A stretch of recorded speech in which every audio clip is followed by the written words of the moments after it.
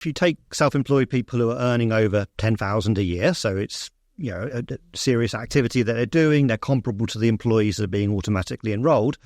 Go back to the late 90s and you find that 60% of them were choosing to save in a pension. So not all of them, but a majority of them are doing it. And that percentage fell almost continuously right the way through to 2014 until it reached 20%. So we've gone from 60% in the late 90s to just 20% in the mid-2010s, and it stayed at that 1 in 5 figure ever since. So much less engagement with pensions amongst the self-employed. Hello and welcome to the IFS Zooms In. I'm Paul Johnson, Director of the Institute for Fiscal Studies, and today we're going to be talking about pensions. But before we do that, I want to let you know about something rather exciting coming up, which is our first ever live edition of the IFS Zooms In. We'll be hosting an exclusive in-person recording of the podcast in London, looking at how the Chancellor can make her first budget a success. So the budget on the 30th of October is going to be a critical opportunity for this government, as it is for any government, to shape how it's going to make policy over the lifetime of this Parliament. As Rachel Reeves prepares for that first budget, which I think will be one of the most intriguing and interesting we've seen in a very long time as it sets out her agenda, we'll explore some of the lessons from some of the most successful, more challenging budgets in history. Following the recording, there'll be an opportunity to ask our expert panel some questions. The event will be on the 23rd of October, so just a week before that crucial budget, and it'll be at the British Library. It's free to attend, but spaces are limited, so to secure your place now, do head to www.ifs.org.uk/events and register, or follow the link in the episode description. But for now, on with the show.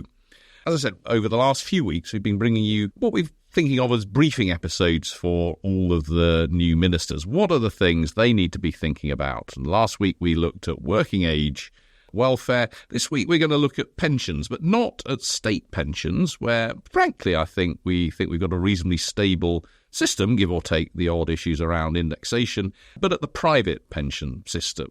And that actually in the UK is absolutely crucial to understanding the whole pension system and how most of us will support ourselves in retirement. So how does the private pension system work? What are the short-term challenges? And what should the government do to future-proof it? And to do that, I'm joined by Carl Emmerson and Jonathan Cribb, colleagues of mine at the IFS. If you are interested in learning more about the state pension, then we did record an episode in December of last year called The Future of the State Pension, and that was with Jonathan, who joins us today, and with Baroness Ros Altman. I said just then that the key thing about the private pension system in Britain is it's absolutely crucial to pensioner incomes in retirement. In a way, in a lot of other, certainly continental European countries, that's much less true, and that's because we've got a pretty small, by the standards of Western Europe at least, state scheme, and people are expected to save more on top.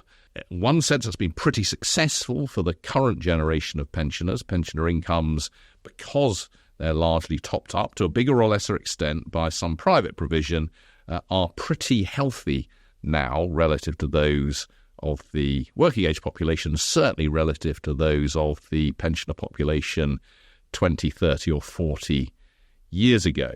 So it's really important to get the fundamentals in place here. So let's start with a quick overview of private pensions. I think the key thing, and let's start with you, Carl, I think the key thing for people to get in their heads is there are two sorts, really, in broad terms of private pensions. There's the old style, what we call defined benefit final salary pension schemes, and there's the things that most people in work now have called defined contribution pensions. Perhaps you could just tell us a little bit about what those are and how membership of them in particular has changed over time. So defined benefit arrangements are ones where what your employer is telling you is you'll be a member of this scheme, you'll pay some money in, and when you get to retirement, when you get to a certain age, you're going to receive a certain amount of money that will depend on how much you earned while you were working for us and how many years you spent working for us. But what's defined is how much pension you're going to get. And if, for example, people start living longer or investment returns disappoint, then formally at least the employer is going to make up that shortfall. Defined contribution schemes essentially work the other way around, where the employer says to you, well, there's this pension pot, perhaps it's with another private company, we'll pay some money into that, you can pay some money into that, it will be invested. And when you get to retirement, you'll hopefully have a nice pot of cash. If it's invested well, it'll be bigger. And then you can choose how to run that down through retirement. So in the first type of scheme, it's written down what your pension income is going to look like. And your employer is essentially taking the risk or managing that for you. In the second type of scheme, it's written down how much money's going in, but you don't know how much money is going to come out. That will depend on how much investments grow. It will depend on how long you live, how big a retirement you've got to spread that over. But I think the really crucial difference is not just about that difference in definition and risks. It's really about how much employers are putting in. So in defined benefit schemes, employers are typically putting in much, much more than they are in defined contribution schemes, where employer contributions are typically much smaller. That has meant that for private sector employees, over many years, employers have started to shy away from those DB schemes. They're not very common at all now. And it's largely public sector workers and those working in universities who have access to those much more generous defined benefit schemes. And that's a really important bit of background here. At least part of the reason why the current generation of pensioners, on average, and certainly the better off ones, are doing really quite well, is because they were largely that last generation, large numbers of whom were benefiting from those, what Carl's referred to as defined benefit schemes, where the benefit is defined often as a fraction of your final salary. And they're pretty much gone, not entirely, but pretty much gone in the private sector. They still exist big time in the public sector, largely unfunded, so paid for on what we call as a pay-as-you-go basis. We're not really going to talk much, I don't think, today about those public sector schemes. I think we might come back to that in another episode of this, because it is certainly a very interesting set of issues there. So those defined benefit schemes, historically incredibly important, but nowadays just not very important at all. And that is, I think, one of the reasons why we might worry a little bit about the incomes of the next generations of pensioners, because, as Carl said, well, they've been replaced by these defined contribution schemes where actually a lot less money is going in. And in addition, there's no guarantees, or there's less in the way of guarantees about what kind of income people will get from those. It's also worth saying, and just really, I think, making a lot of this point, those defined benefit pension schemes were pensions in the sense you would get a monthly sum of money each year until you died after the point at which you started receiving them. These defined contribution schemes are savings pots. As Carl says, you can essentially do what you like with those once you start pulling them. And actually very few people nowadays buy an annuity, in other words, buy a pension which gives them a sum of money each month for life. So they're actually much more complex to manage, and they look much more like savings pots than a traditional pension would have done. But Jonathan, let's come on to what I think is at the core nowadays of private pension policy, which is this thing called auto-enrolment, which, as it suggests, implies that as people are in work, they are automatically enrolled into a pension. Perhaps you could tell us a little bit about what that is, what the history of it is, and how effective it's been. And we'll come on to how it might change in a minute, but let's just get sort of a very quick overview of how this works at the moment. Automatic enrolment basically means two things. Firstly, it means that your employer, for most people, has to offer you a pension scheme, which for most people it has to put some money into. And then the key thing then, in addition to that, is that the default for people is that they are enrolled in this scheme, they are participating, they're putting money in, their employer's putting money into the scheme. And if they want to opt out, if they want to not do that, they need to actively go and tell their employer, write to the employer and say, I don't want to do this anymore. And that's different to before automatic enrolment, when even if your employer did offer a pension scheme, most people had to say, hi, I'd like to sign up for this. So you have to make an effort not to have a pension nowadays. Absolutely. And as with lots of different things that kind of change the default, as soon as you change the default to that you have to actively opt out if you want to leave, then most people do not do that. Most people stay in. 85 to 90% of people stay in a pension once they're automatically enrolled. Apathy and laziness is a really powerful thing, particularly when it comes to something as boring as pensions. And I think absolutely, we really have learnt that. I mean, I was involved more than a decade ago in a review of this before automatic enrolment came in, people were worried how effective will this be? I think it's fair to say it's been much more effective even than the most optimistic assumptions. Actually, people are even more apathetic and lazy than we thought at the time. And I don't mean that in a negative sense. It just makes life very easy for making sure that you've got some money in a pension. So this has been very effective. We know that because of the default, people are putting money in. That's often described as 8% of earnings, but between certain limits and not for absolutely everybody. So, Jonathan, perhaps you could just kind of now dive down just a little, one layer below into the details of this. So, how much money goes in and for whom? I'll go one layer in. I won't go all the way to the bottom. I think that's very wise. Broadly, if you earn over £10,000 per year and you're aged 22 to state pension age, and it's not just a temporary 1 month job, but you've been in your job for more than 3 months, your employer has to automatically enrol you. Yeah, okay. So that's most of us. That's most of us. Between 22 and 66. Yeah. And we're earning at least £10,000 and we've been in our job for 3 months. Yeah. So that's the first, and that people say those are eligible or targeted or whatever. That's the kind of language people use about that. Okay. If you're in that group, your employer has to automatically enroll you with at least some minimum contributions. And those contributions are they have to total 8% of earnings on the fraction of your pay that's above £6,000, as long as you're not earning above 50k, basically. Okay, so it's 8% of earnings between 6,000 and 50,000. Yeah, but if you only earn 35, then it's earned between 6 and 35. And that's called 8% of qualifying earnings, okay? And of that 8% of qualifying earnings, 3% of that has to come from the employer. From the employer. From the employer at a minimum. Now, these are minimums, and lots of people get minimums. On average, they're more likely to be lower paid people. But many people both are provided by their employer, or some choose to make their own contributions in excess of that. So this sets a base layer, has to be more than that, but lots of people also do a bit more, or their employers do a bit more too. Okay, so I think that's fairly straightforward. Everyone has to put in, between them and their employer, 8% of their earnings between 6,000 and a maximum of 50,000. They can put more in if they like, but are most people putting in the minimum? If it's not a majority, it's going to be pretty close. Yeah. And as I say, up at the top of the income distribution, much less common. Yeah. Much more common at the bottom. So that all sounds really rather good. Large numbers of people putting money into private pension, more than ever before. They're putting in what the government tells them to put in. So, Carl, are they putting in enough? Are they putting in enough? Is this job done, problem solved? Well, it certainly has been hugely successful. Lots brought into pensions, lots putting in the minimum, but lots putting in more than the minimum.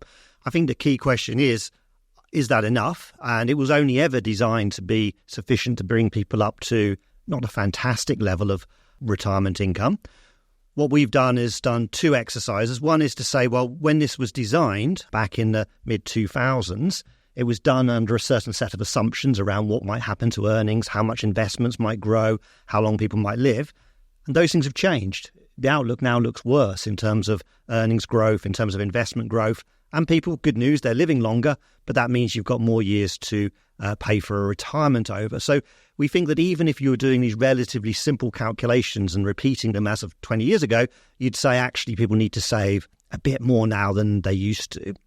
The other thing we've done is looked in real data at real people and seen, well, how much have they saved and how much are they saving and do they look on course to have enough? And if you take people who work for a private sector employer who are in one of these DC schemes, they've been automatically enrolled, they've not chosen to leave, yes, the majority are doing enough, but a significant minority look like they're going to fall short and maybe they do need some help, some encouragement to save a bit more. To fall short in what sense? What are they falling short of? Well, there's two different ways of measuring it. One is to say, let's look at an absolute standard of living. How many people are going to get to that level? And an organisation called the Pensions and Long-Term Savings Association have produced what they regard to be a minimum standard, but other organisations have produced those.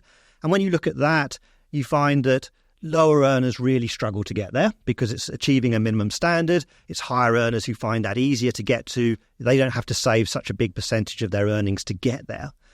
The other kind of benchmark, and this is the one that the Pensions Commission used back in the 2000s, that's the body that recommended we introduce automatic enrolment in the UK. And what that says is that maybe people should be aiming to replace a certain percentage of their earnings once they get to retirement. Not 100%, because once you're retired, you don't have to spend any money on commuting. Perhaps you've paid off your mortgage, your childcare costs might be lower.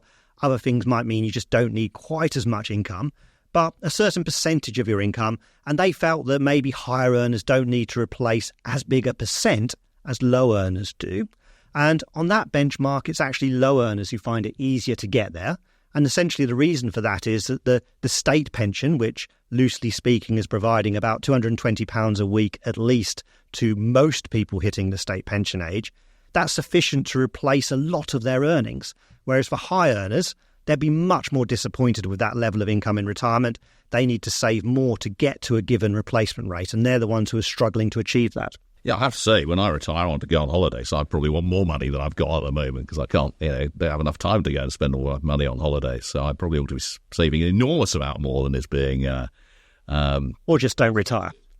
Well, that's always an option, which means I'll never get to go on holiday. You have a holiday with us, Paul. Oh, it. Life at the IFS is one long holiday. It's absolutely true.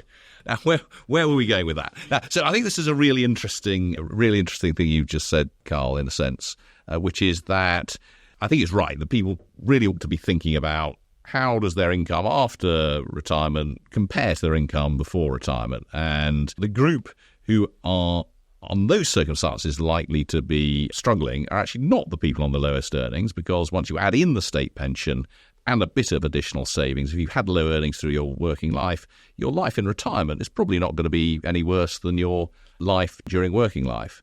But if you've got sort of somewhat a bit above average earnings and all you're putting in is the automatic enrolment amount, then you're going to have you're at risk of a steep fall in your living standards when you hit pension age. So what's the conclusion, therefore, about the sorts of things that we should do? Jonathan, you have just co-authored a report on exactly this with a set of recommendations about how we might change those basic parameters of auto-enrolment that you've so clearly described. So at the moment, just to remind everyone, if you earn over £10,000 a year, you're aged between 22 and 66, you put in 8% of your earnings above £6,000 up to a limit of £50,000, and that's the minimum. So what are the changes that you've proposed and why?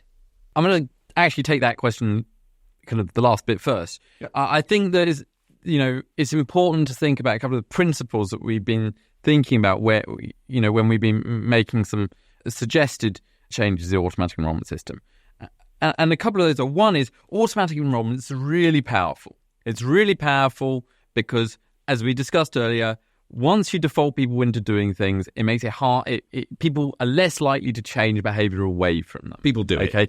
It's not forcing them, but it's not far off forcing them in terms of its effect. I think that means you've got to be quite take seriously the idea that you want to think that these are appropriate. The defaults that you're designing are kind of appropriate for different types of people. Yeah.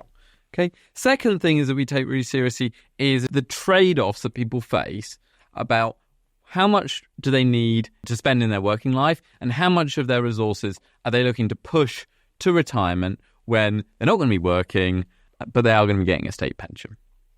And as Carl said, that's going to be probably particularly important in terms of replacing your working age standard of living to push quite a lot of income later in life if you are kind of middle or higher income, much less the case on low income people, because you're struggling right now and the state pension is going to be there to support you in retirement. And thinking about, well, if we're going to change things for lower earners, is it worth making them a bit better off in retirement if they're going to have lower incomes now? Really, really important point. And I think this is a podcast about pensions, and the work we've done is about pensions. But you cannot lose sight of people during their working life. And as we've said many times before on this podcast, if you look at where poverty is at the moment, it's largely among people in their working life, and actually it's largely among people in work during working lives. And so the last thing you want to risk is making them worse off now. So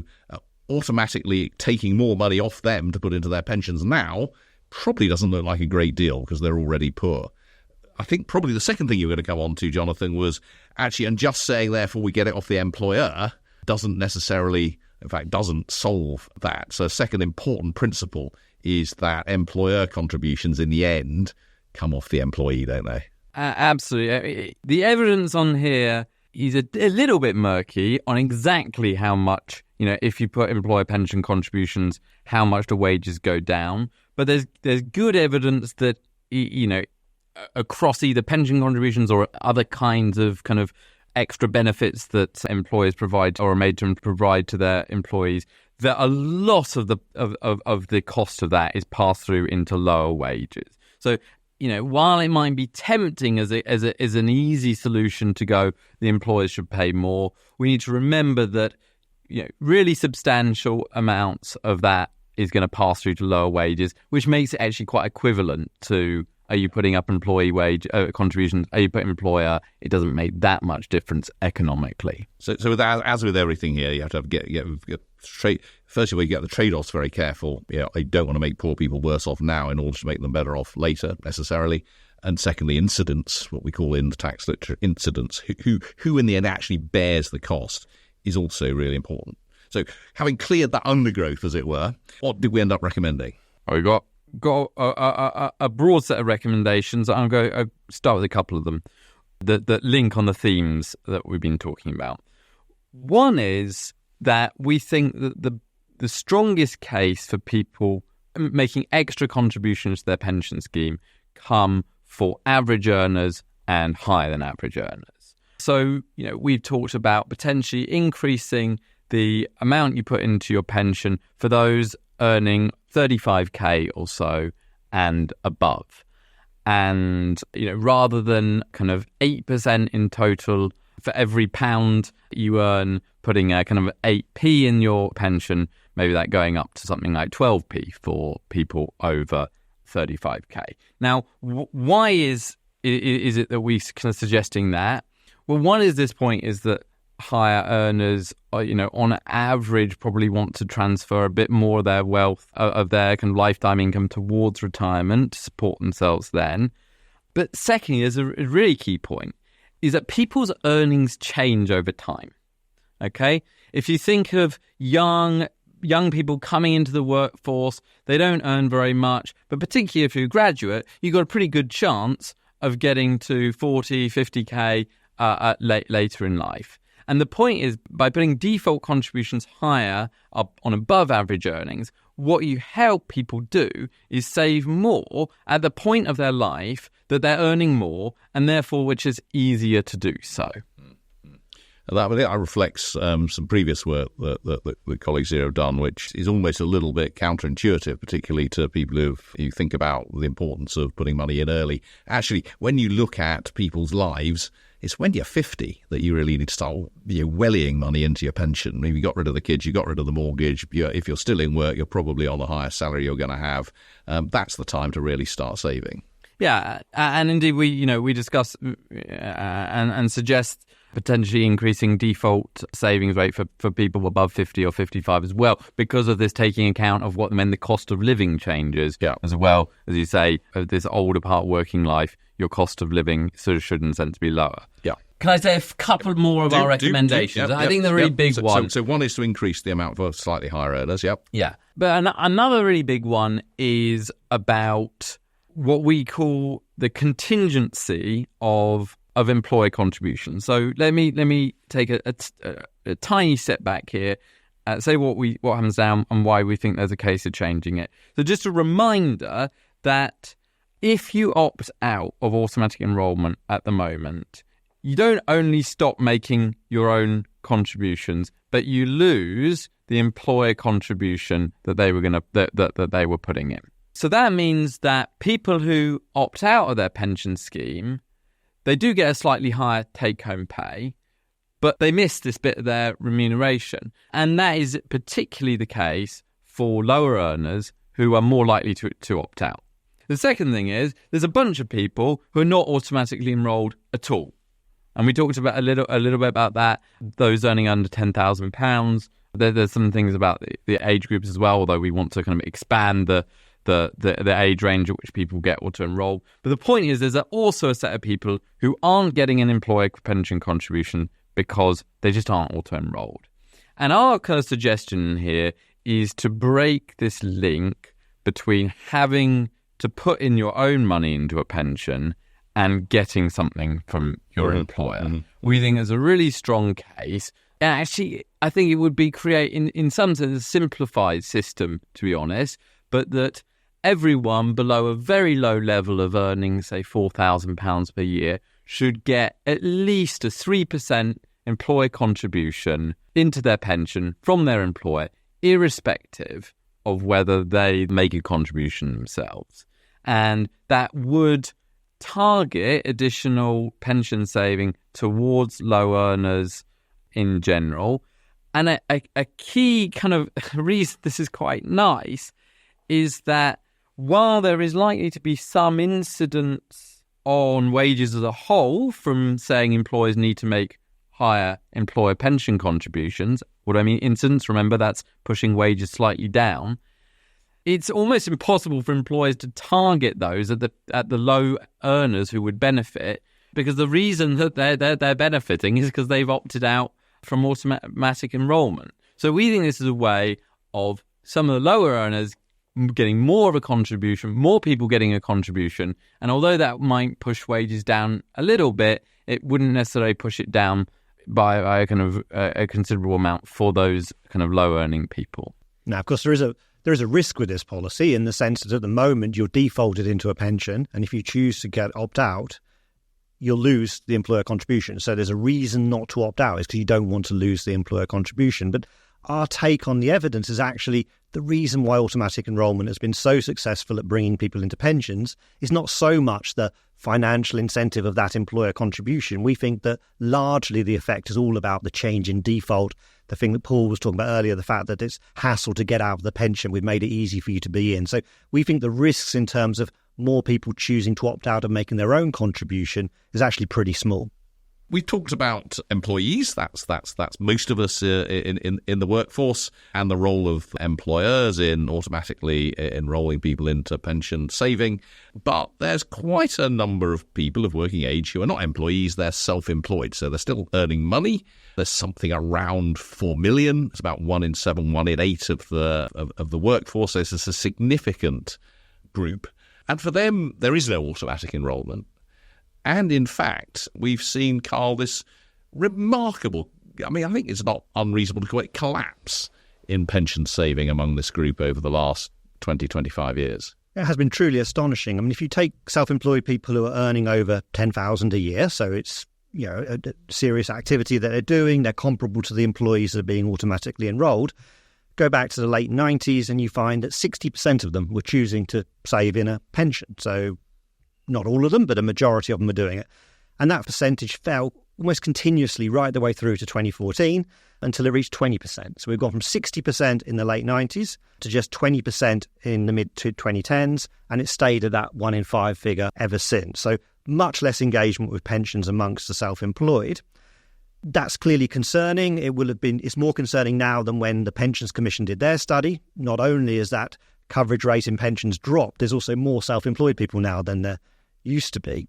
Now, of course, the finances of the self-employed are more complicated. They may have more volatile incomes. They don't necessarily want to tie their money up in pensions. And when we look at the self-employed and look at their total wealth, we actually find that they're not so dissimilar to, on average, the wealth of employees who are working in the private sector with a defined contribution pension arrangement. So the self-employed have less in pensions, but they are more likely to own a second home, and obviously they tend to have more in business assets. So a complicated picture, but we certainly are worried about the extent to which they're not engaging with pensions, and I guess particularly worried about younger self-employed people, because when we say, on average, the wealth of the self-employed isn't so different from private sector DC pension savers for employees, of course we're looking at perhaps older self-employed people are included in that who did used to engage in a pension and would have been saving in pensions in the past. So particular concerns amongst younger self-employed people. Do we have any idea what's driven this extraordinary decline? Perhaps we just don't. Well, we thought when we initially saw it that it will be explained by the fact that the self-employed today are working in different types of industries. The self-employed today perhaps are self-employed for less long and perhaps are earning much less. I mean, we know that the incomes of the self-employed have been really growing at a dismal rate through the 2010s. But once you dig into that, you find that actually it only used to be kind of higher earning self-employed who were self-employed for several years that actually engaged in pensions in the first place. And that's where you see the big decline. So it's not explained by the self-employed today being poorer than they used to, or people being more likely to be self-employed for a short period of time. Pensions have obviously just in some sense become less attractive to them. Or possibly less attractive to the pensions industry to sell them to them. That's an interesting possibility. But one way or the other, self-employed are putting much less into pensions.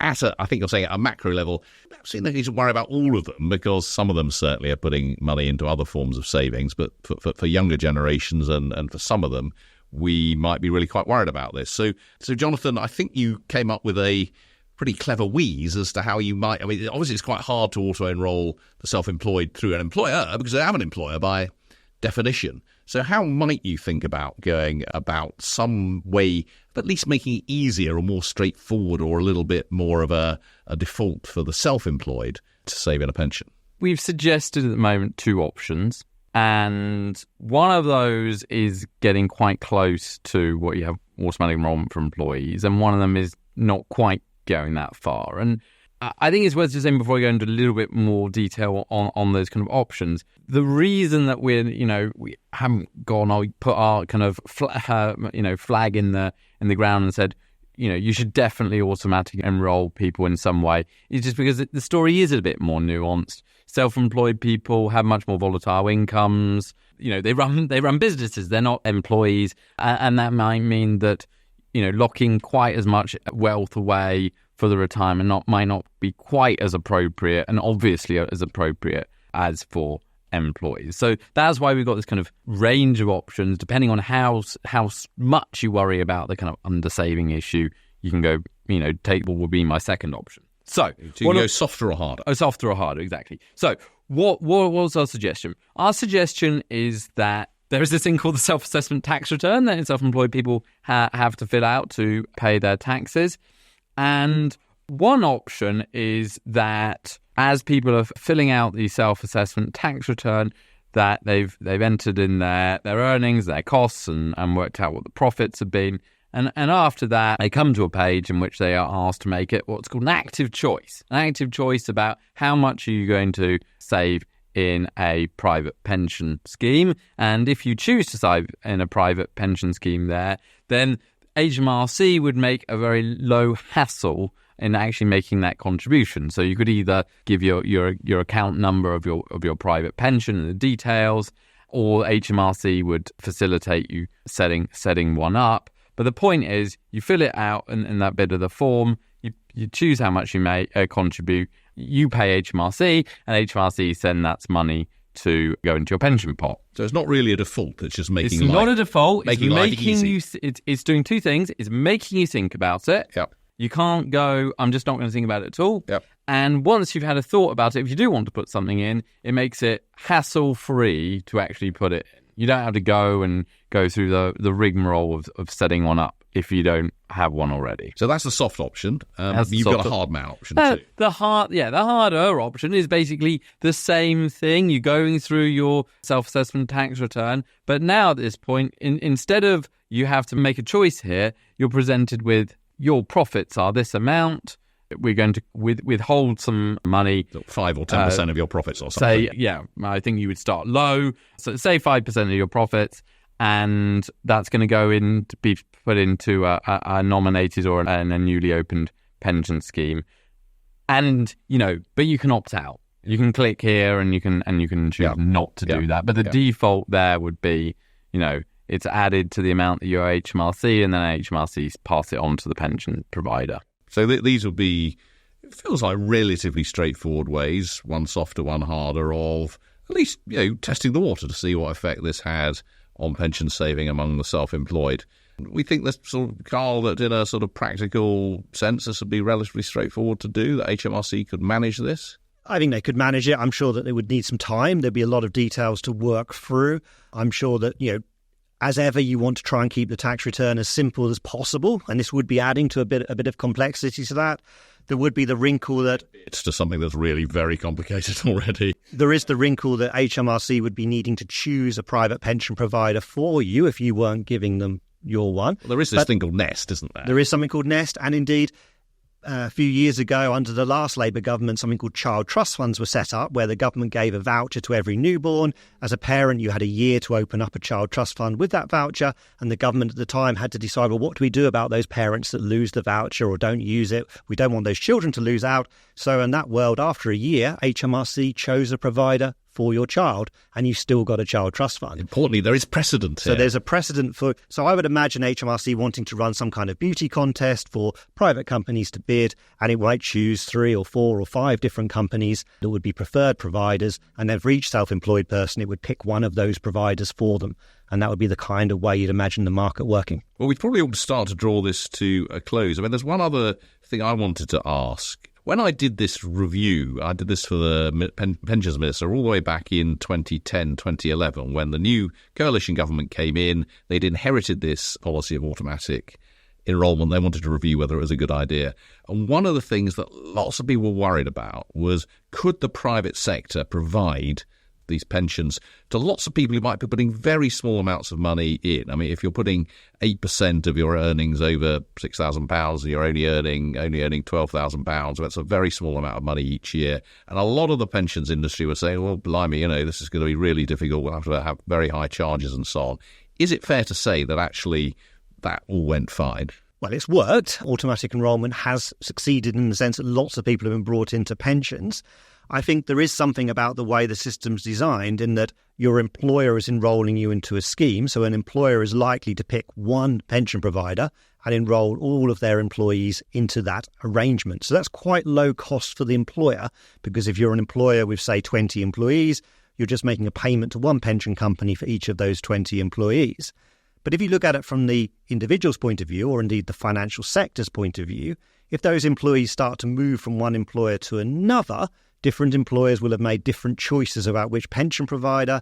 That means individuals will end up with lots of potentially quite small pots over their career, and the financial sector is having to manage lots of potentially small pots, increasing the admin burden on the sector, making it less efficient, and ultimately increasing charges. So I think there is some work to do to think about, have we got that balance right? Is there something smart we can do to lead to a world where individuals have fewer of these small pots, they're merged together, while still, as far as possible, keeping the burden on employers down?